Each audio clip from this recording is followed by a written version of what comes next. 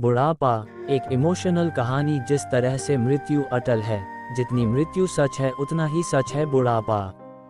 हर वह आदमी या वस्तु जिसका जन्म होता है, उसका नाश होने से पहले वह पुरानी या बूढ़ी भी होती है। और आज की ये बुढ़ापा एक इमोशनल कहानी इसी सत्य पर आधारित है। हर रोज की तरह दिनेश लाल जी अपने शाम के सैर सपाटे से लौट आए थे। वह अपने जूते उतार ही रहे थे कि बहू ने पूछा, बाबूजी आज हम पार्टी में जा रहे हैं, हम वहीं से खा कर आएंगे। आज रात के खाने में क्या खाएंगे बताइए। दिनेश लाल जी सोचने लगे, आज रविवार तो नहीं है और ना ही किसी की शादी है, जरूर किसी पार्टी में जा रहे होंगे। छोड़ो, मुझे क्या करना है इस उम्र में। अपने विचारों पर काबू करते हुए दिनेश लाल जी बोले, ऐसा करो बेटा, मेरे लिए 2 रोटियां बना दो, दूध के साथ रोटियां ही खाऊंगा। बहुत तुरंत बोल उठी, बाबूजी सुबह ही जो बनाई थी उनमें से 2 रोटियां अभी भी बची हुई है। अगर आप बहू ने अपना वाक्य अधूरा ही रहने दिया, लेकिन दिनेश लाल जी अच्छी तरह समझ गए कि वह क्या कहना चाहती थी। सुबह की रोटियां खाए तो गैस हो जाएगा। सुबह भी बहू ने मसाले वाली सब्जी ही बनाई थी, जिसके चलते अभी तक खट्टी डकारें आ रहे हैं। और इस उम्र में पेट को संभालना मतलब किसी बिगड़े हुए बच्चे को संभालने से भी ज्यादा कठिन काम। बाबूजी बहू से बोले, नहीं बेटा, इस उम्र में सुबह की रोटी या नहीं खा सकता। तुम्हें थोड़ी तकलीफ होगी, लेकिन मेरे लिए 2 ताजी रोटी बना दो। बहू को बहुत गुस्सा आया। वो गुस्से में ही बड़बड़ाते हुए उठी, अब 2 रोटियां बनाओ या 10 काम तो उतना ही बढ़ेगा। आटा गुदाओ, रोटियां बनाओ, किचन और बर्तन साफ करो। इन्हें क्या है, इन्हें सिर्फ ऑर्डर देना है, काम तो मुझे करना पड़ता है ना। बस दिन रात इनकी ही सेवा करते रहो। बहू के बोल दिनेश लाल के कानों पर पड़ रहे थे। हे भगवान, सिर्फ 2 रोटियां बनाने में इतनी तकलीफ। मैंने कोई 5 पकवान तो मांगे नहीं थे। उन्हें बहुत गुस्सा आ गया, लेकिन गुस्सा वहां किया जाता है जहां कोई सुनने वाला हो। उन्होंने अपना गुस्सा निगल लिया।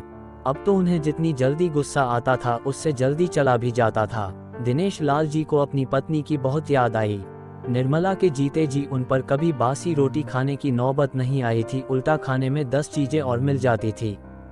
खाने के साथ मीठा, पापड़, अचार, दही, छाछ, सलाद और पता नहीं क्या क्या। दिनेश जी को बहुत बुरा लग रहा था।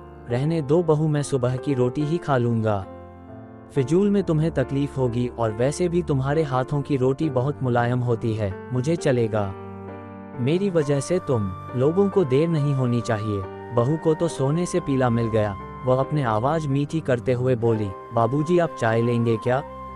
दिनेश लाल जी अपने चाय पीने की इच्छा को दबाते हुए बोले, वैसे कोई खास इच्छा नहीं है चाय पीने की, मगर तुम अपने लिए बना रही हो तो मेरे लिए भी थोड़ी बना देना। हाँ बाबूजी, मैं अपने लिए बनाने वाली हूँ, आपके लिए भी बना देती हूँ।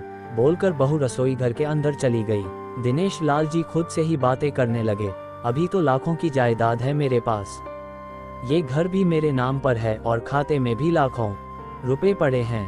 कभी बेटा विषय निकालता है तो मैं बोलकर टाल देता हूँ कि मेरे बाद तेरा ही तो है सब कुछ, और फिर भी 1 कप चाय और 2 ताजी रोटियों के लिए तरसना पड़ता हो तो उन बूढ़ों का क्या होता होगा जिनके पास संपत्ति के नाम पर शिवा पुरानी यादों के कुछ भी नहीं होता। निर्मला को याद करके दिनेश लाल की आंखों में आंसू चमकने लगे और धीरे से गालों पर सरके। निर्मला के होते हुए उन्होंने घर का कोई भी काम नहीं किया था।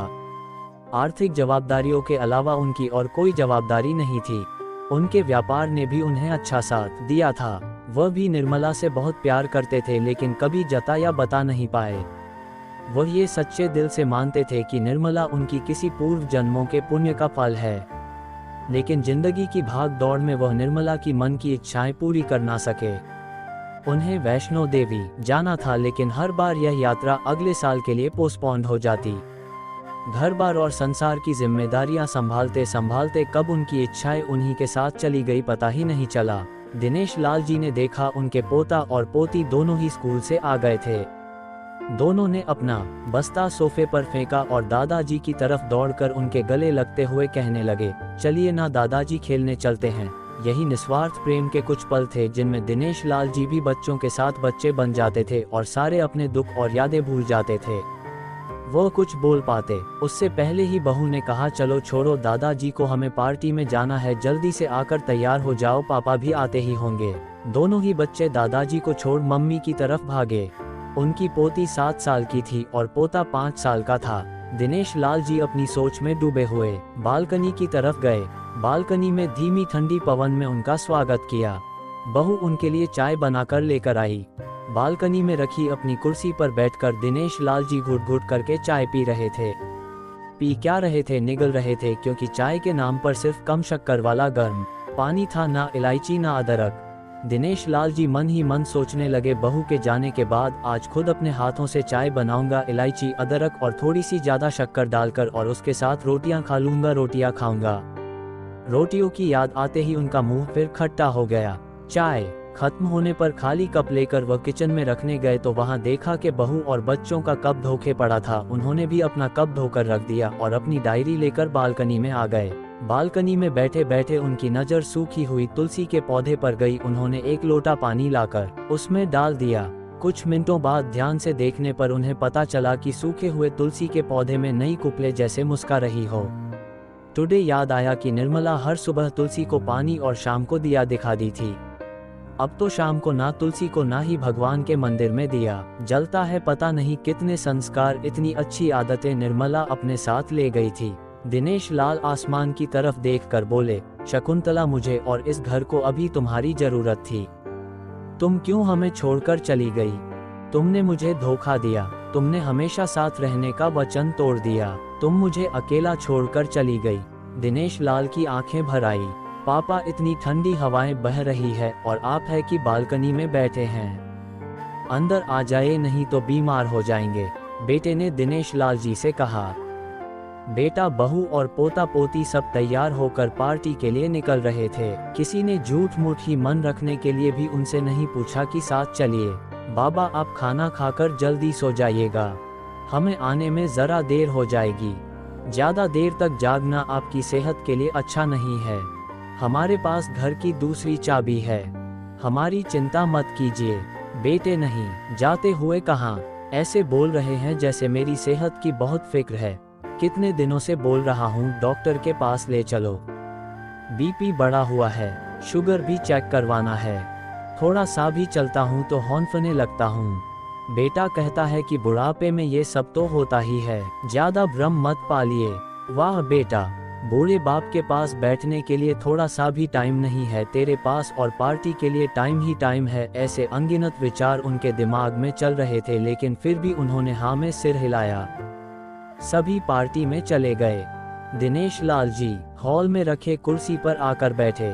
खाना खाने की अभी कोई इच्छा थी नहीं, इसलिए टीवी चालू की। आज वैलेंटाइन डे था, प्यार का दिन, इसलिए टीवी पर भी उसी के बारे में दिखा रहे थे। दिनेश लाल जी की नज़र पास में रखे अपनी पत्नी की फ्रेम पर गई, जिसने लाल कलर की साड़ी पहन रखी थी। प्यार तो उन्होंने भी खूब किया था निर्मला जी से, पूरी जिंदगी किया था, जी जान से किया था, लेकिन कभी बोल नहीं पाए। टीवी पर दिखा रहे थे, लोगों ने लाल कपड़े पहन रखे थे, हाथों में लाल फूलों के गुच्छे लेकर वह ग्रीटिंग कार्ड्स की खरीदी कर रहे थे। पता नहीं दिनेश लाल जी के मन में क्या आया, उन्होंने अपने पैसों का बंटवा लिया और निकल पड़े। निर्मला जी के याद में चलते चलते वो एक आइसक्रीम पार्लर के पास पहुंचे। उनको श्वास चढ़ गया था, उनके सांसों की गति तेज हो गई थी। आइसक्रीम पार्लर के पास एक कुर्सी पर वह आकर बैठे, तभी वहां पर एक छोटी बच्ची आई जो गुब्बारे बेच रही थी। बच्ची बोली, दादाजी गुब्बारे लोगे क्या? इतने ही बचे हैं, बिक जाएंगे तो जल्दी घर चली जाऊंगी। दिनेश लाल जी ने देखा 10-12 रंग बिरंगे गुब्बारे थे। उन्हें याद आया कि निर्मला जी को भी गुब्बारे बहुत पसंद थे, लेकिन अब गुब्बारे लेकर क्या करूं? उन्हें बच्ची की आंखों में सच्चाई और आशा दिखी। उन्होंने 200 रुपए दिए और सारे गुब्बारे खरीद लिए। उन्हें फिर से निर्मला जी की याद आई, क्योंकि वह भी घर से निकलते समय हमेशा थोड़े एक्स्ट्रा पैसे लेकर निकलती थी और किसी ना किसी जरूरतमंद की मदद किया करती थी। कभी वो टोकते तो वह कहती, हमें भगवान ने लेने वालों के नहीं देने वालों की लाइन में खड़ा किया है, और थोड़े से रुपयों के बदले में लाखों की दुआएं मिलती है, तो मुझे टोका मत कीजिए। आंखों में आंसुओं के साथ दिनेश लाल जी खड़े हुए रास्ते के बीचों बीच आए। उन्होंने आसमान की तरफ देखा, अपने हाथों में पकड़े गुब्बारे आसमान में छोड़ दिए और चिल्लाकर बोले, निर्मला, मैं तुमसे प्यार करता हूँ। उनके सांसों गति बढ़ गई, उनका शरीर लड़खड़ाया और जमीन पर धड़ से गिर पड़े। आसपास के लोगों को कुछ भी पता चल पाए उससे पहले ही दिनेश लाल जी ने इस मोह माया की दुनिया को अलविदा कह दिया। उन्हें अपनी पत्नी से मिलने की बहुत जल्दी थी। दोस्तों, आपको कहानी कैसी लगी कमेंट करके जरूर बताइएगा। कहानी पसंद आई हो तो वीडियो को लाइक, शेयर करें और चैनल को सब्सक्राइब करें। वीडियो को पूरा देखने के लिए बहुत बहुत धन्यवाद दोस्तों।